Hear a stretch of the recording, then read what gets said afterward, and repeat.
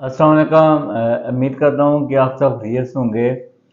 अगर आप इस चैनल को पर नए हैं तो इसको ज़रूर सब्सक्राइब करें ताकि आपको जो सेहत से मुतल्लिका आने वाली वीडियोस हैं उनका नोटिफिकेशन मिल सके। हर जानदार के अंदर ये ख्वाहिश पाई जाती है कि उसकी नस्ल की ग्रोथ हो और उसकी नस्ल बढ़े। तो अक्सर जो मियाँ बीवी होते हैं वो शादी के बाद उनमें हमल के मसाइल होते हैं और उनमें बांझपन पाया जाता है। जब भी एक मियाँ बीवी एक साल तक इकट्ठे रहते हैं, वो किसी भी कंट्रासेप्टिव मेजर को अडॉप्ट नहीं करते, उसके बाद उनके घर में औलाद नहीं होती, तो हम इसको बोलते हैं कि इनफर्टिलिटी है। आज एक मर्दों का जो इनफर्टिलिटी के मतलब एक इम्पॉर्टेंट टेस्ट है जिसे हम सीमन एनालिसिस बोलते हैं। इसकी अहमियत बहुत ही ज़्यादा है और हमारे किसी गलती की वजह से हम अपने सीमन एनालिसिस की रिपोर्ट है वो बिल्कुल एक्यूरेट हासिल नहीं कर पाते। जब भी किसी भी मर्द ने अपना सीमन एनालिसिस करना है, कौन सी ऐसी चीज़ें हैं जिसको उसने ज़रूर मद्देनज़र रखना है ताकि उसके सीमन एनालिसिस की रिपोर्ट है वो बिल्कुल एक्यूरेट आए, ताकि उसकी मैनेजमेंट की जा सके।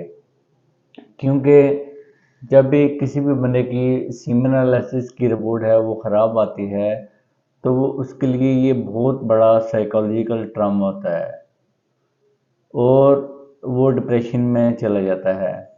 हालांकि उसमें से ज़्यादातर मेरे नॉलेज के मुताबिक ज़्यादातर लोगों की रिपोर्ट है वो नॉर्मल होती है, लेकिन कुछ ऐसी चीज़ें होती हैं, फैक्टर्स होते हैं जिनकी वजह से वो अपनी अच्छी रिपोर्ट हासिल नहीं कर पाते।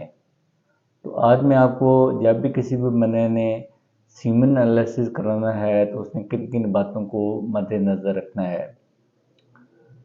पहला जो मोस्ट इम्पॉर्टेंट चीज़ है वो ये है कि आपने एक मुस्तनद लैब का इंतखाब करना है, क्योंकि जो भी मेरे देखने में आया है कि जो भी लैब्स हैं वो WHO के प्रोटोकॉल के मुताबिक सीमन एनालिसिस नहीं करती और उसी की वजह से हमारी लैब की रिपोर्ट गलत आती है और हम उसको ये समझ रहे होते हैं कि हमारे सीमन एनालिसिस में किसी किस्म का मसला आ रहा है। कोशिश ये करें कि मैं आपको ये रिकमेंड करूँगा कि हमारे मुल्क में मुख्तलिफ जगहों के ऊपर इनफर्टिलिटी सेंटर्स बने हुए हैं। तो मेरी सजेशन ये है कि अगर आपने सीमन एनालिसिस करना है तो आप उन लैब से कराएं, क्योंकि वो डेडिकेटेड लैब होती हैं इनफर्टिलिटी के लिए, तो वहाँ से आपको रिजल्ट हैं वो अच्छे आएंगे। दूसरा, मैं एक जर्नल पढ़ रहा था तो उसके ऊपर ये रिकमेंडेशन थी कि आप कोशिश ये करें कि एक एनालिसिस की रिपोर्ट के ऊपर लाई ना करें। आप कोशिश करेंगे 2-3 दिन के वक्त के बाद 2 रिपोर्ट्स हैं वो लैब से हासिल करें, उसके बाद ही आप ये डिसाइड करें कि आपकी जो एनालिसिस है वो कैसा आ रहा है।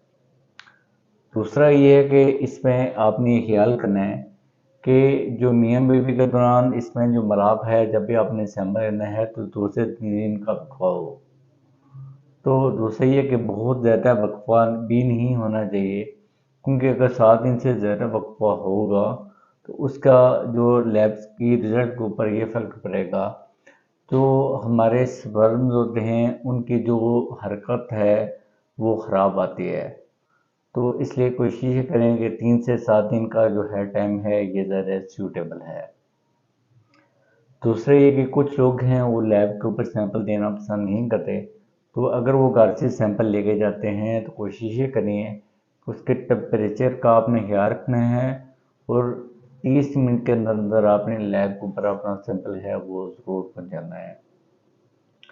अगर आपका सैंपल कहीं ज़मीन के ऊपर गिर जाता है तो आपने ये नहीं करना कि उसको दोबारा आपने कंटेनर के अंदर डालना है और आपने प्रॉपर्ली ये चेक कर लेना है कि सीमन एनालिसिस सैंपल जो आपने लेना है वो आपकी जो बॉटल है वो स्टेरिलाइज हो और बिल्कुल न्यू हो। इसके बाद कौन कौन सी ऐसे फैक्टर हैं जो कि हमारी रिपोर्ट के ऊपर असरअंदाज होते हैं। ये कहा जाता है कि जब भी आपने सीमन एनालिसिस की रिपोर्ट करानी है تو آپ اسے تقریباً 4 سے 5 دن تک کن کن چیزوں کو آپ نے چھوڑنا ہے۔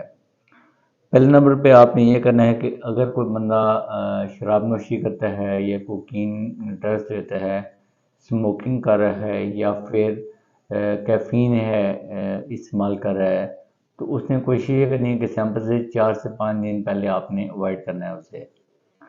دوسرا یہ ہے کہ کچھ ایسی ہربل میڈیسن ہوتی ہیں، اگر وہ کسی بھی قسم کی دیسی ادویات کا استعمال کر رہا ہے تو کوشش یہ کرنی ہے کہ آپ نے 4 سے 5 دن پہلے ان کو چھوڑ دینا ہے۔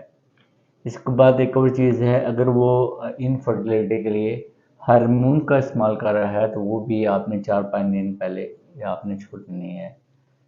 تو کیونکہ یہ جو چیزیں ہوتی ہیں یہ ہمارے سیمن انالیسس کی رپورٹ کے اوپر اثر انداز ہوتی ہیں۔ تو اس کے بعد یہ ہے کہ جب بھی آپ کی سیمن انالیسس کی رپورٹ خراب آتی ہے تو آپ نے پینک نہیں ہونا، سٹریس نہیں لینا، کیونکہ آپ نے اگر اللہ نہ کرے اگر آپ کی رپورٹ خراب آ رہی ہے تو آپ اس کی وجہ دیکھیں گے کس وجہ سے اس کی کاز کے اوپر جائیں، کیونکہ آج کل ٹریٹمنٹ کے بے شمار آپشن اویلیبل ہیں، وہ لوگ ہیں وہ کنسیو بھی کر لیتے ہیں۔ تو جب بھی آپ نے سیمن انالیسس کی رپورٹ کے اوپر جانا ہے تو آپ نے اس بات کو ضرور مد نظر رکھنا ہے کہ آپ نے مستند لیب کا ہی انتخاب کرنا ہے۔ شکریہ۔